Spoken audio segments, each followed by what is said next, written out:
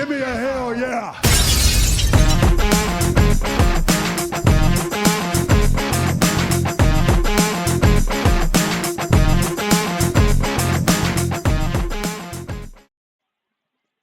Hey, what's up? It's Tuesday, and you know what that means? It's now time for our international bold review dito sa Taboo Tuesdays. I don't know, di ko alam.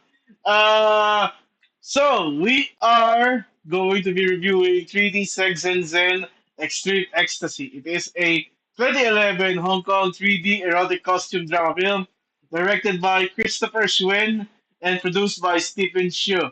So this I've read that directly sa Wikipedia because upon watching this film, I have no idea what the heck is happening right now, right in my screen.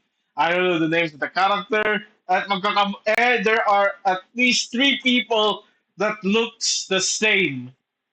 They all looks the same. Okay, so yeah. So the artists we have here, we got Hiro Hayama, who is playing the role of Wei Yang Sheng, Lan Yan, who is playing the role of Yu Shang. We got Saori Hara, who is my favorite waifu, Shashi Ruizu. We got Yukiko So as Dong Mei. We got Irene as Father. I don't. Oh, we got Tony Ho's Prince Ning. Yeah, and we got Wang Shutong as Monk Buddha. I think Bonnie Liu is what yung lalaki na boses, yung babae na boses lalaki.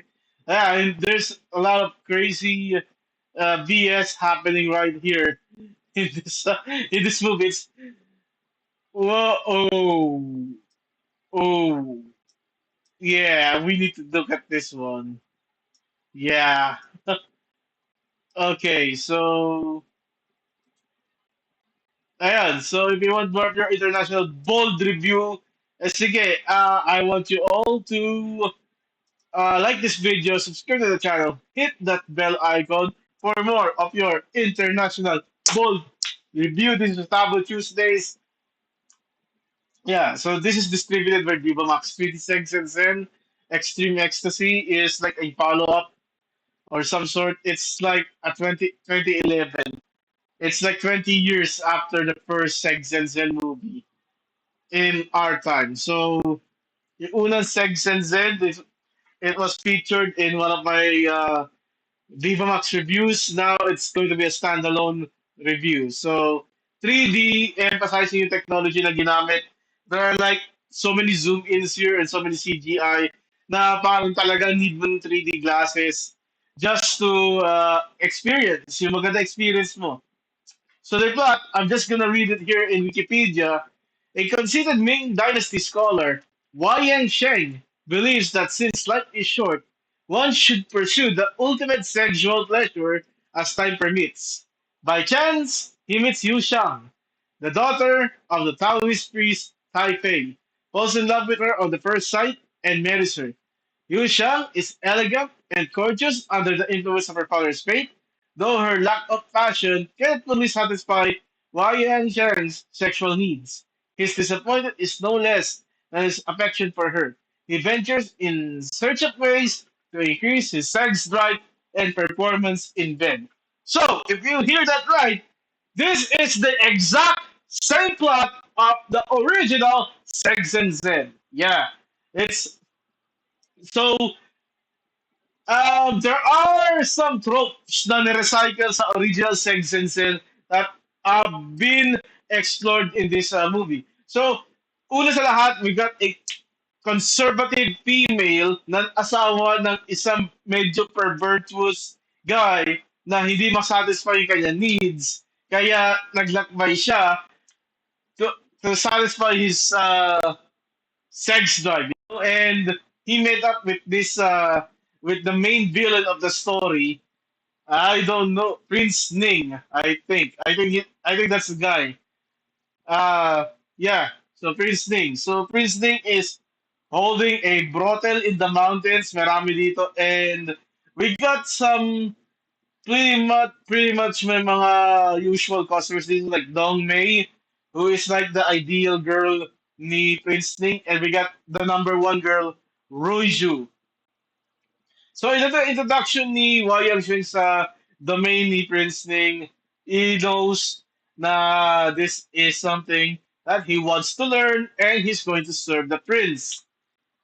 But may mga limitations dito and he's willing to turn on the prince just to meet his sexual needs. And dito na-experience niya different types of pleasure. He got Ruiju here. Ito si Ruiju, yun nasa thumbnail or yun nasa picture natin. And he got to experience an orgy in this movie. So yeah, this is still gratuitous. This is like yung sa ending or like the penultimate or yung penultimate scene ng Sex and Zen where yung bida doon na-experience yung orgy at napagod siya. Yun. Another thing na ni-recycle from the original Sex and Zen is the Stars and Spot where we see Prince Ning swinging by the ropes and banging Dong Mei. Kasi daw, parang nanhid daw si Dong Mei habang nakikipagtalik siya kay Wang Xing at pinakita ni Prince Ning na hindi sa pagkipagtalik na hinaan si Dong Mei, kundi sa erection ni Wang Xing. So, di siya nasa-satisfy. And this all escalated when Wang Xing met up with the Elder of the Bliss. Elder of the Bliss has an animated strap-on, so CGI strap-on, and we find out that she is a guy disguised as a girl, and Wang Xing is willing to betray Prince Ning in order to know the lessons, to learn more. Yun. Another trope ng Segs and Zen is the fact na meron dito jacuzzi spot. You see, the original film, there was a jacuzzi spot. Dito rin meron. Pero hindi naman siya ganun mas ka-extreme.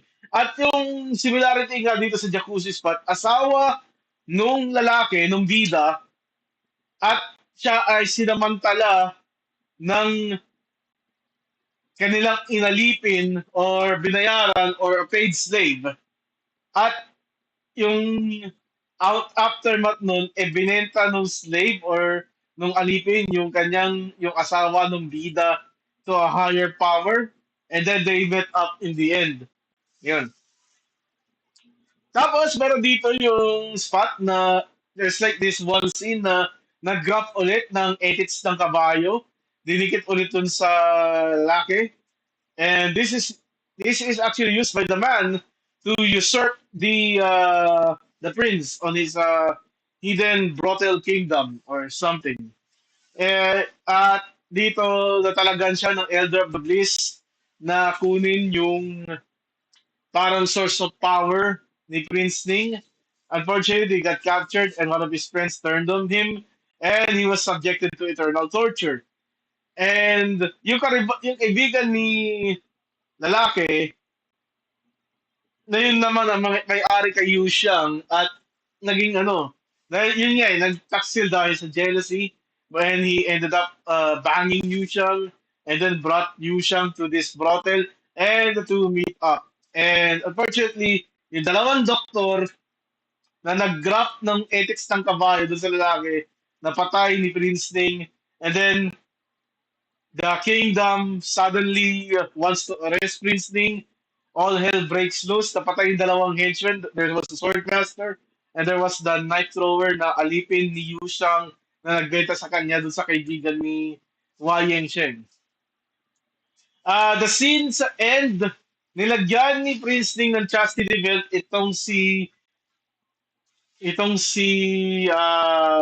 Yu Shang after niya pagsamantalahan. But in the end, he died after he slipped up as natusok yung kanya nalamunan and Yu Shang cut his sausage off. Then the movie ends na masaya. Para ano, further years advance, nalaman na nila Wayang Xiang at ni Yu Shang na ang pagmamahalan ay hindi sa pagtatalik, kundi sa talaga, masaya the essence of true love Yeah, it's this is a more extreme down na version ng Segs and Zen. However, I digress kasi ang Segs and Zen, it's more na ano eh, mas extreme siya eh. Sa batchat, kala mo malulunod yung babae doon dito. Parang wala lang eh. Yeah. Respectfully, it's a good movie. I expected more. The CGI is cringe. Yung mga death scenes cringe na kasi may parang green screen na staircase. Tapos namatay si Lucio doon kasi gumulong. Tapos sumabog yung ano. And then the Elder of the Bliss dies. Yung master ni Ryan Ching, sabi nila kasi nakipagtalik kay Elder of the Bliss matapos mahuli si Elder. At kung hindi daw madala ni Elder yung monghe sa kay Prince Ning, sasabog yung katawan niya. Yun. Nakipagtarik naman si Monghe by force kay Rujo. Kaso inabot siya ng mga monghe ni nung inabot siya ng mga Shaolin monks.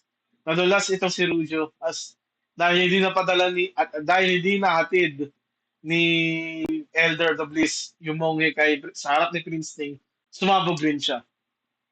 Yan ang sulit. There's some CGI scenes. I think the CGI just doesn't help. It just makes it funnier, and kind of justifies the point. Kasi this is a comedy movie. Yeah. So we got this is an international review, so we don't have any tier this year. I'm just saying, if you want some fun time, yeah, I suggest you go watch this 3D movie. But in terms of comparing it to the original Segs and Sen, this one is ranking a bit lower. I prefer the original one. Mas mabuti na ano na doon ako sa original kaysa dito na parang rehash at remaster lang only with a modern graphics. Kahit matanda na yung Segs and Set, it hits, you know. The scene hits. Dito, recycled eh. Yun. So yun yung review ko ng 3D Segs and Zen Extreme Ecstasy. Thank you for watching. This is your buddy, the God Gamer himself, Harriet. Goodbye and good night. Bam!